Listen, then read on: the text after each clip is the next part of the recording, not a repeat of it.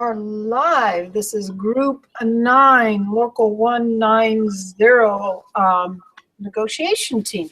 Were you able to read the Yes, I did. Yeah, I read it today, actually. 78 and 19? And 1983, yeah. Okay. And then, so what are your thoughts?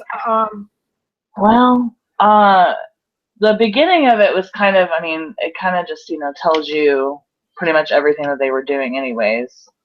So the second part of it, I had a couple of questions that I didn't really understand, like Okay. the Me Too clause. Okay. Let me say. And that is going to be that is the kind of the hinge pin for this meeting. A Me Too clause is a historical agreement in labor negotiations that is always used in an advancement position. They're trying to flip it around and use it to lower wages.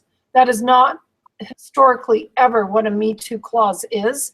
A Me Too clause is always that if other unionized companies start raising their wages, then the contract allows for that to be implemented in your organization as well, so that you're not left behind the curve.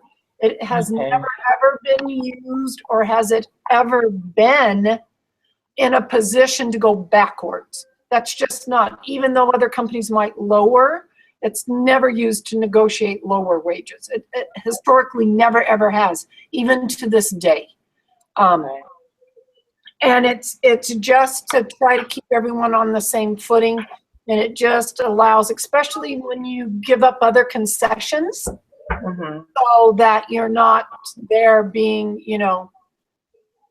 your wages being cut really bad or being left behind when your other people that are in the same community are sharing that. It helps to keep an even playing field. Okay, that makes a little bit more sense. Yeah. Well, because I don't really know much about unions. Like, this one was kind of a difficult reading for me.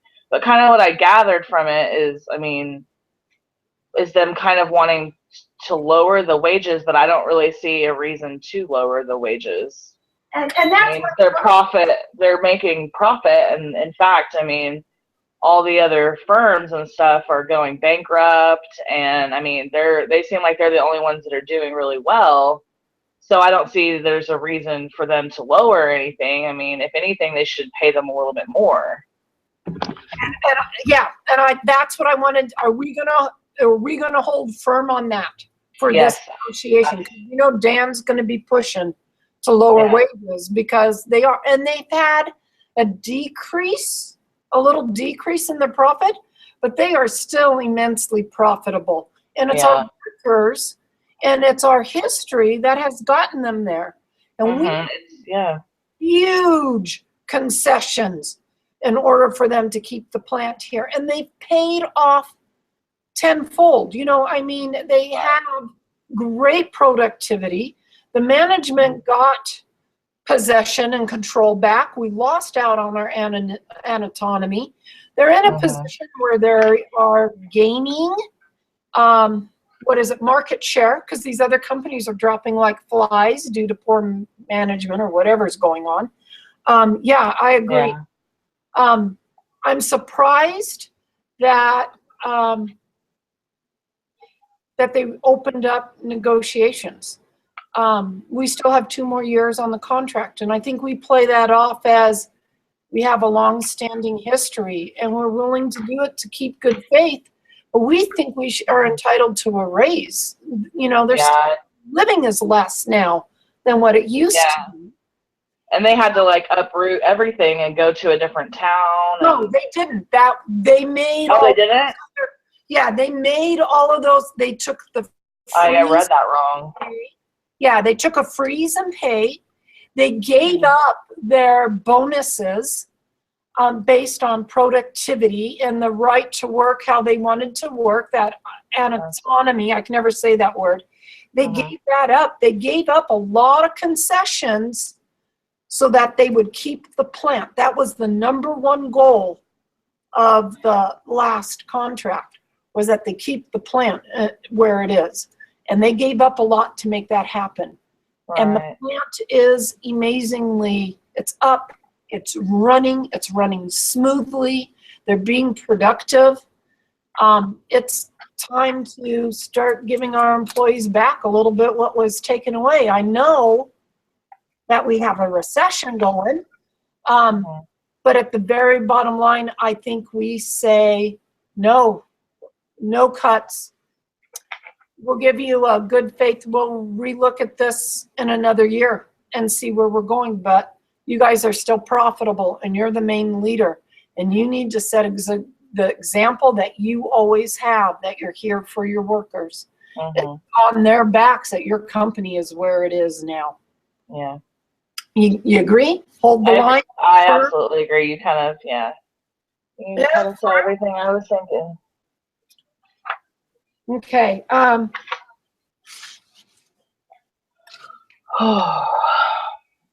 on 1 second. Sorry. Yeah. What's going on?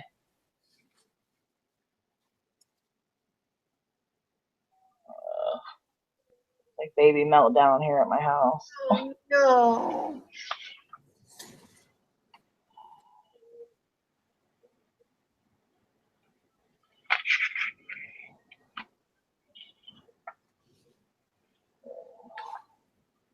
So I know they're going to go for arbitration, but I just don't see that that'll work for that. Arbitration. Yeah, do you know what arbitration is? I don't know. So arbitration is, a lot of times on contracts, if you can't agree to something, there's a clause in there where you have to bring it to an arbitrator. And then the arbitrator gets to decide, and both parties usually, it's called binding arbitration, where they agree to do whatever the arbitrator says they're going to do. But it's a way to kind of force your position. Baxter thinks they can force us to lower our wages. Right. They've been successful in their other companies.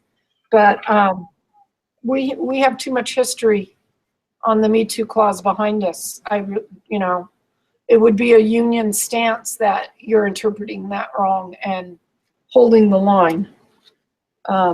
And we think the Duluth facilities is in a unique situation.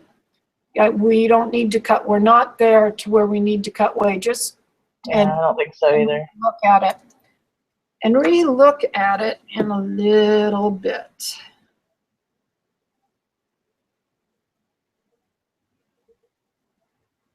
So let's see how Dan, I haven't seen it.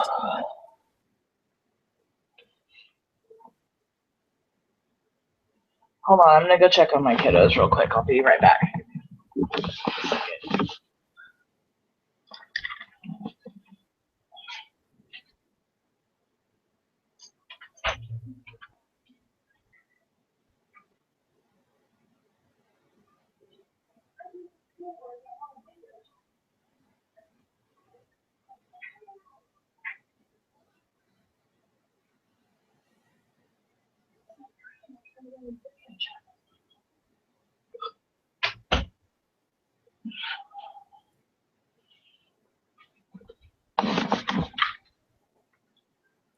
Okay, sorry. I sent a text and they are. What was that? I said I've sent a text to Dan to see how they are.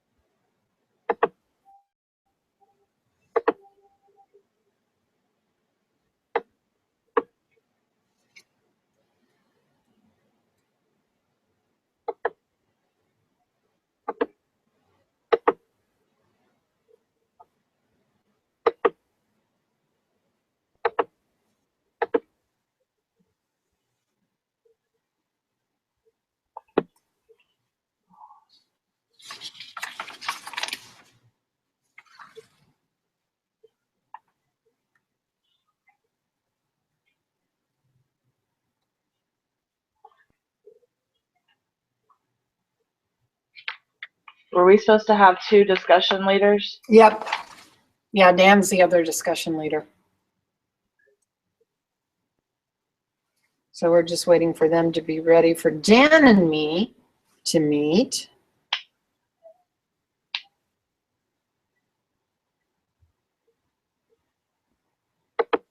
You ready for your trip tomorrow? No, not at all.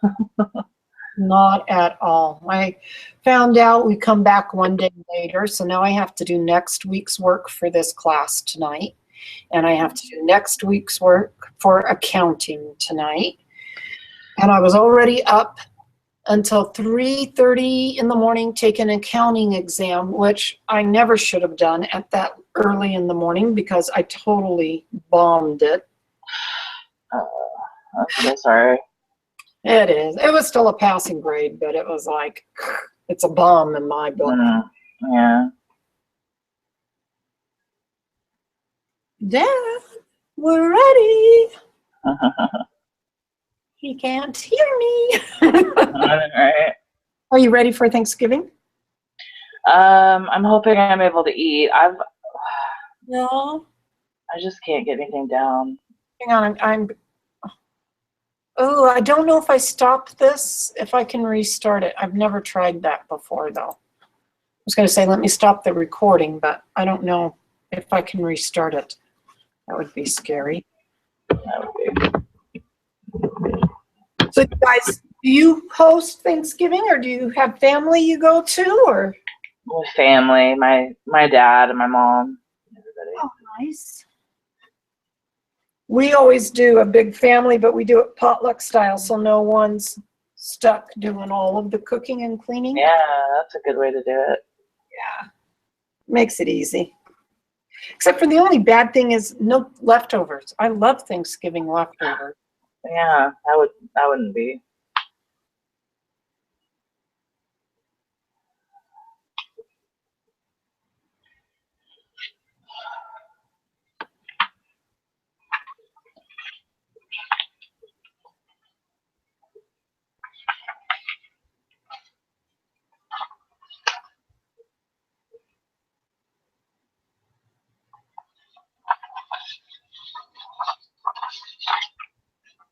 Where are they? I don't know. I'm accusing them of reading ahead. Right?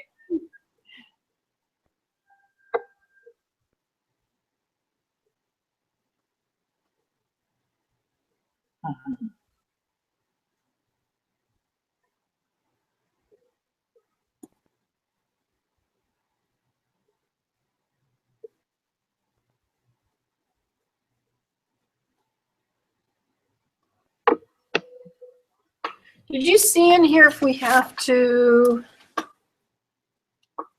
Don't forget to record both sessions while in your smaller teams. Read the initial reading for Baxter. Oh, I wonder if they didn't do the reading.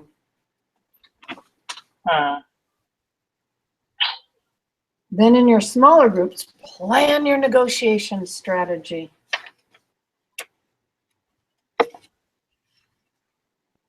Read only the materials you were assigned. Don't.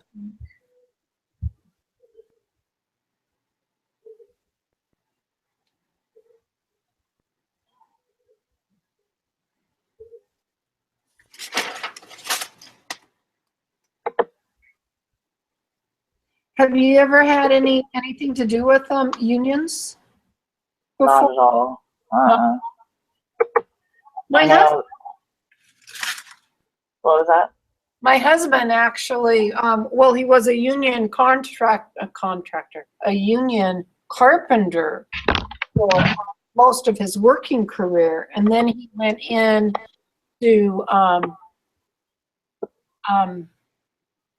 union management, I guess you could call it, where he was in charge of one of the locals.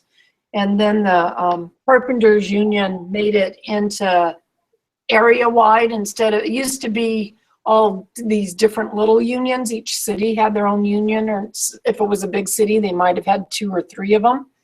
And so they condensed them and they put them into regions. And so my husband was in charge of the Alaska region up until 3 years ago. And then reorganized again and made a Northwest region, and he lost his job at that point because you can't have 2 leaders.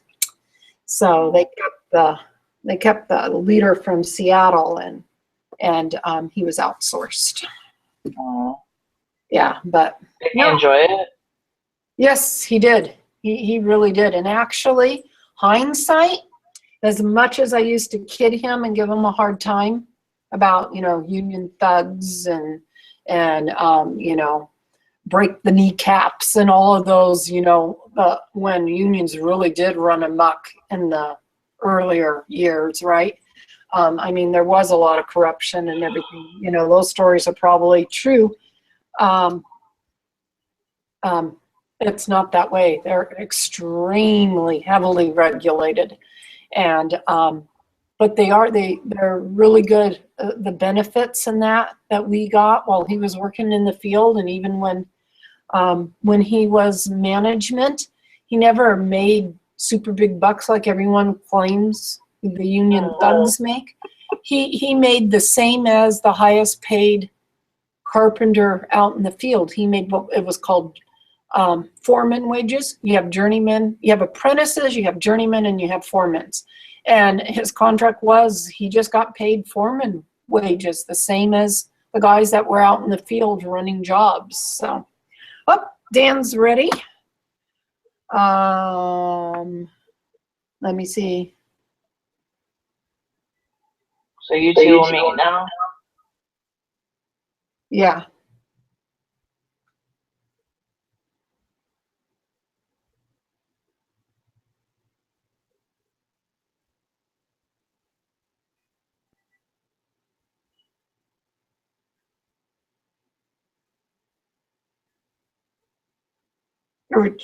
Chat, not cat. Oh my goodness.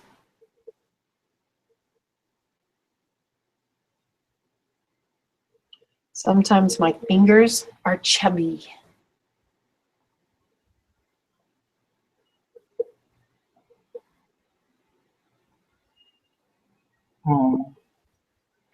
Da da da da da da da. Someone. I will. Okay. As I pull the phone off the charger.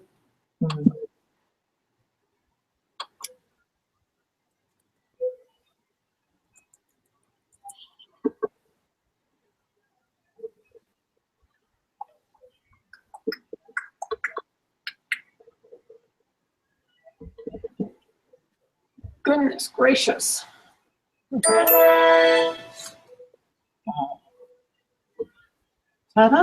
Should have hit that.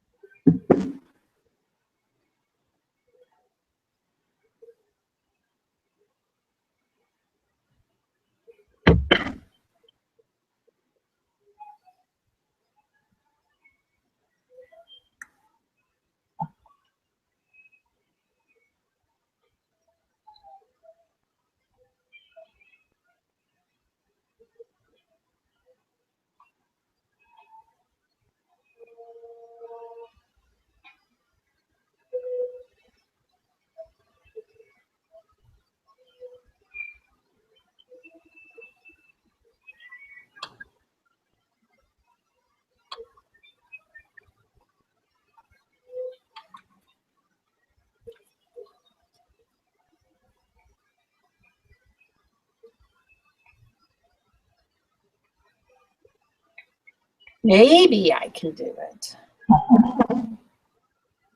I don't know. Do you need to just get off on? No, I think we need to record.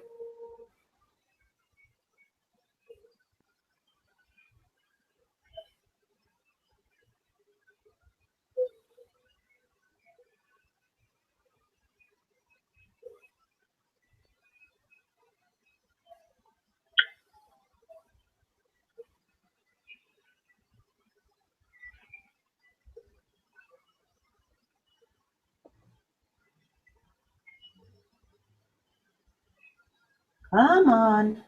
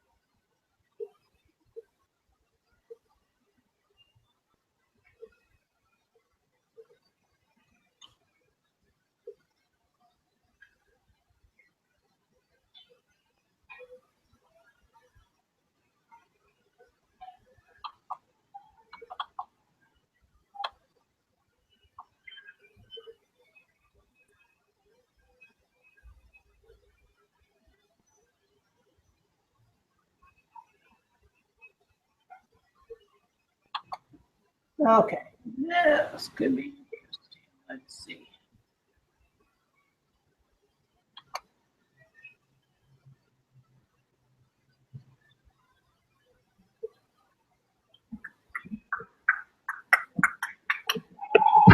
Lower than molasses.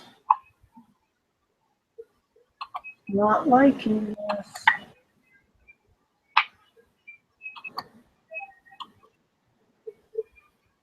Meet the new Google. Simpler, faster, better. And it won't move.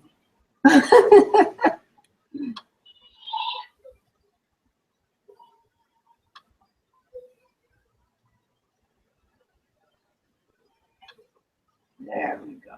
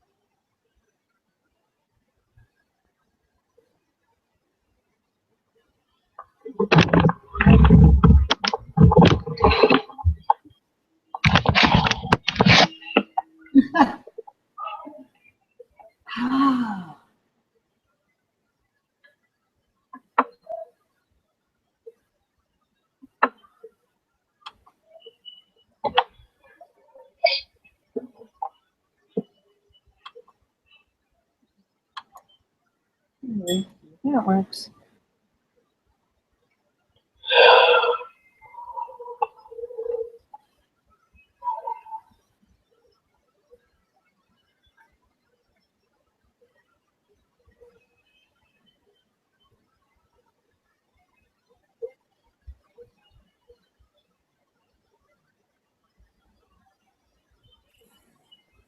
Hey, Hey, Michelle.